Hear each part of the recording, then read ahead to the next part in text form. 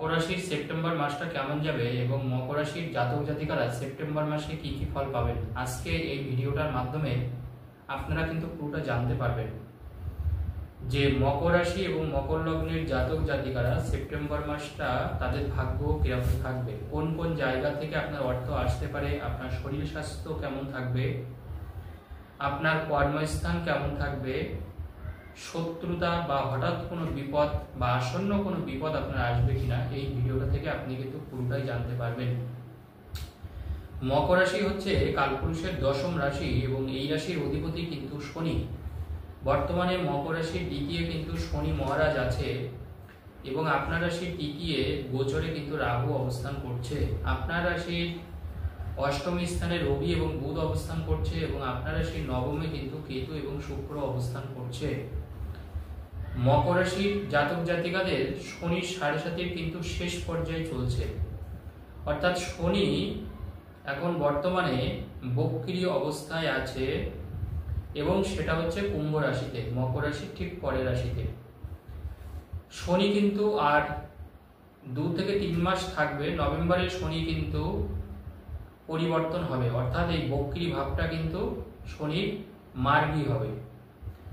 পরের বছরেই কিন্তু মকর রাশির কিন্তু শনির সাড়ে সাতি শেষ হয়ে যাবে এবং শনি কিন্তু মীন রাশিতে প্রবেশ করবে। কারণ মকর রাশি যেহেতু শনির সাড়ে সাতির একেবারে শেষ পর্যায়ে চলছে, অর্থাৎ এখন আপনার অনেকটা সময় কিন্তু ভালো হতে শুরু করেছে। আজকে আমি আলোচনা করব যে মকর রাশির এই মাসটা কেমন যেতে পারে। শনি আপনার দ্বিতীয় আছে, শনি আপনার রাশির অধিপতি এবং দ্বিতীয় পতি দ্বিতীয় আছে, অর্থাৎ স্বাভাবিকভাবে অর্থ আসার ক্ষেত্রে কিন্তু খুব বেশি প্রতিবন্ধকতা তৈরি করবে না, অর্থ কিন্তু আসবে। কিন্তু সমস্যাটা হবে যে সেভিংস করা বা অর্থ জমানো যে ব্যাপারটা খুব বেশি মাত্রায় পারবেন না, একটু অল্প পরিমাণে হবে কিন্তু অর্থ আসবে। অর্থ আসা কিন্তু পুরোপুরি বন্ধ হবে না। যে লোন বা যে ঋণ আপনি করে ফেলেছেন সেই ঋণটা কিন্তু শোধ করতে এখনো 2 মাস আপনাকে অপেক্ষা করতে হবে। পুরোপুরি আপনি সেপ্টেম্বরে শোধ করতে পারবেন না। যারা ঋণ শোধ করতে চাইছেন এখনো শোধ করতে কয়েকটা মাস আপনাকে ওয়েট করতে হবে ঋণটা শোধ করার জন্য। বিদ্যার্থীদের জন্য এই সময় কিন্তু শুভ, পড়াশোনায় মনোনিবেশ বসবে, পিতার থেকে ভালো কোনো কিছু পেতে পারেন এই সময়টায়। এছাড়া দেখা যাচ্ছে আপনার মায়ের কিন্তু শরীর স্বাস্থ্য নিয়ে কোনো সমস্যা তৈরি হতে পারে। আপনার রাশির অষ্টমে যেহেতু রবি এবং বুধ গোচর করছে, স্বাভাবিকভাবে অষ্টম স্থানে রবি বুধ থাকলে যে জিনিসটা হয়, আমরা হঠকারী সিদ্ধান্ত নিয়ে ফেলি, অর্থাৎ তাড়াহুড়ো করে সিদ্ধান্ত নেওয়ার ফলে আপনি কিছু আর্থিক ক্ষতির সম্মুখীন হতে পারেন। তাছাড়াও মনে রাখতে হবে মকর রাশি মকর লগ্নের জাতক জাতিকাদের কিন্তু শনির সাড়ে সাথে চলছে, শেষ পর্যায়ে চলছে। তো স্বাভাবিকভাবে তাড়াহুড়ো করে কোনো সিদ্ধান্ত নেবেন না, খুব ধীর স্থির ভাবে বুঝে শুনে কোনো সিদ্ধান্ত নেন। মানুষের কথাই কোনো কিছু ভুলে যাবেন না, খুব যাচাই বাছাই করে বিচার বিশ্লেষণ করে সেই জিনিসটা গ্রহণ করুন, তাহলে আপনি ঠকবেন না। কারণ শনি সাড়ে সাতির শেষ পর্যায়ে যখন থাকে তখন জানবেন আমাদের আর্থিক ক্ষতির সম্ভাবনা থাকে, যেহেতু শেষ একটা ঝটকা কিন্তু শনিদেব দেবে আপনাদের।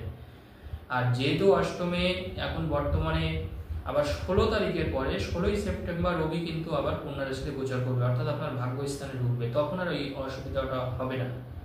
বিশেষ করে সেপ্টেম্বরের 16 তারিখ পর্যন্ত একটু কেয়ারফুল থাকবেন, হঠাৎ করে কোনো সিদ্ধান্ত নেবেন না, তাড়াহুড়ো করবেন না, ধীর স্থিরভাবে কাজ করুন, সেটা আপনার পক্ষে ভালো হবে। কোনো মানুষ আপনার সম্মান নিয়ে খারাপ কিছু করতে পারে, আপনাকে অপদস্থ করতে পারে, আপনার নামে কুৎসা রটাতে পারে, এই জায়গাটা অবশ্যই খেয়াল রাখতে হবে। এরপরে আমি আলোচনা করব আপনার রাশির ষষ্ঠে কিন্তু আছে হচ্ছে মঙ্গল এবং আপনার রাশির পঞ্চমে আছে বৃহস্পতি, এটা আপনার জন্য অত্যন্ত শুভ। অর্থাৎ আপনার চতুর্থপতি আছে ষষ্ঠে এবং আপনার চতুর্থপতি যে মঙ্গল, সেই পঞ্চমে বৃহস্পতি আছে, সে কিন্তু আপনার চতুর্থপতি নক্ষত্রে বসে আছে, অর্থাৎ চতুর্থ এবং পঞ্চম কানেক্টেড। স্বাভাবিকভাবে এই সময়টা পারিবারিক সুখ যেমন থাকবে, পরিবারের কোনো অনুষ্ঠান হওয়া, শুভ কোনো বিবাহের কোনো সম্বন্ধ তৈরি হওয়া, নিজের সন্তানের মানে এমন কিছু কাজ করলো যে তাতে আপনি গর্ব অনুভব করলেন, বাড়ির কাজ সমাপ্ত হওয়া, এই সময় আপনার ভালোবাসা ভালো হবে, এই সময় আপনার ভালোবাসা হবে, যাদের ভালোবাসা ভেঙে গেছে তাদের ভালোবাসাটা কিন্তু আবার জোড়া লাগবে, এই সময় আপনার ব্যবসা বাড়তে পারে, ব্যবসা সম্প্রসারণ হতে পারে, তবে কর্ম পেতে কিন্তু একটু দেরি হবে, এইটুকু বলতে পারি। সেপ্টেম্বরের 16 তারিখের আগে নতুন করে যাদের চাকরি চলে গেছে তাদের কিন্তু কাজ পাওয়া একটু মুশকিল। অর্থাৎ সেপ্টেম্বরের 16 তারিখে মকর রাশি মকর লগ্নে জাতক জাতিকারা অবশ্যই নতুন কর্ম কিন্তু পাবেন। এরপরে আমি আলোচনা করব সেটা হচ্ছে কোনো বিষাক্ত কীট পতঙ্গ থেকে সাবধান থাকবেন। সেটা কিন্তু আপনাকে আঁচড়াতে পারে, আপনাকে কামড়াতে পারে, সেটা কুকুর হতে পারে, সেটা বিড়াল হতে পারে, অন্য কোনো বিষাক্ত কীট পতঙ্গ, এটা কিন্তু অবশ্যই খেয়াল রাখতে হবে মকর রাশির জাতক জাতিকাদের। এছাড়াও দেখা যাচ্ছে মকর রাশির ক্ষেত্রে যারা বিশেষ করে ব্যবসার সাথে যুক্ত, ট্যুর এজেন্সি বা ট্যুর অ্যান্ড ট্রাভেলস, বা যারা কোনো নিউজ প্রিন্টের সাথে যুক্ত, যারা কোনো মাল্টি ন্যাশনাল কোম্পানিতে যুক্ত, যারা অলরেডি কাজের সাথে যুক্ত আছেন, তাদের কিন্তু কর্মক্ষেত্রে মনে রাখবেন, কর্মক্ষেত্রে আপনার নবমে কিন্তু কেতু বসে আছে শুক্রের সাথে। তো স্বাভাবিকভাবে এই যারা মাল্টি ন্যাশনাল কোম্পানিতে চাকরি করছেন তাদের উপরে কিন্তু মনে রাখবেন একটা নজরদারি থাকবে। আপনার উপরে কোনো একটা মানুষ কিন্তু নজরদারি করছে, আপনার খুঁত ধরার চেষ্টা করছে, আপনার ভুল ধরার চেষ্টা করছে, সেই জায়গাটা কিন্তু একটু খেয়াল রাখবেন। মানে যাকে তাকে আপনার দুর্বল জায়গাগুলো বলবেন না, বিশেষ করে কর্মস্থানে, এটা কিন্তু আপনাকে অবশ্যই খেয়াল রাখতে হবে, না হলে অবশ্যই আপনি কোনো বিপদে পড়বেন। এরপরে আমি আলোচনা করব সেটা হচ্ছে যে আপনার নিজের পরিবারের কোনো মানুষের, বিশেষ করে মায়ের শরীর স্বাস্থ্যের ব্যাপারে কিন্তু আপনাকে বেশি করে সজাগ থাকতে হবে। কারণ মায়ের শরীর স্বাস্থ্য কিন্তু খারাপ হতে পারে, বিশেষ করে যাদের 60 ঊর্ধ্ব, যাদের বয়স বিশেষ করে, তাদের কিন্তু পায়ের দিকটা কিন্তু অবশ্যই খেয়াল রাখবেন। কোথাও পড়ে যাওয়া, কোনো জায়গায় চোট আঘাত পাওয়া, এই জায়গাটা কিন্তু অবশ্যই হতে পারে। এছাড়া নতুন করে আপনার কোনো কিছু সম্পত্তি কিন্তু আসতে পারে, নতুন করে কিন্তু কোনো সম্পত্তি আসতে পারে। যারা মিষ্টির কোনো ব্যবসা করছেন তারা কিন্তু খুব অ্যালার্ট থাকবেন এই সময়। যারা দুধের কোনো ব্যবসা করছেন, মিষ্টান্ন ব্যবসা করছেন, মাছের ব্যবসা করছেন, তাদের কিন্তু খুব সজাগ থাকতে হবে। কোনো ভিড় জায়গা, জমায়েত এরিয়া জায়গা থেকে আপনি একটু দূরে থাকবেন, সেই ক্ষেত্রে কিন্তু আপনি কোনো বিপদের সম্মুখীন হতে পারেন। কোনো ভিড় জমায়েত জায়গা থেকে নিজেকে একটু মানে দূরবর্তী স্থানে নিজেকে রাখলে ভালো। গাড়ি ঘোড়া চালানোর ক্ষেত্রে একটু সাবধানতা অবলম্বন করবেন, তাড়াহুড়ো করে কোনো কিছুই করা যাবে না, কোনো কাজ তো নয়, এবং এমনকি গাড়ি ড্রাইভিংও কিন্তু করা যাবে না।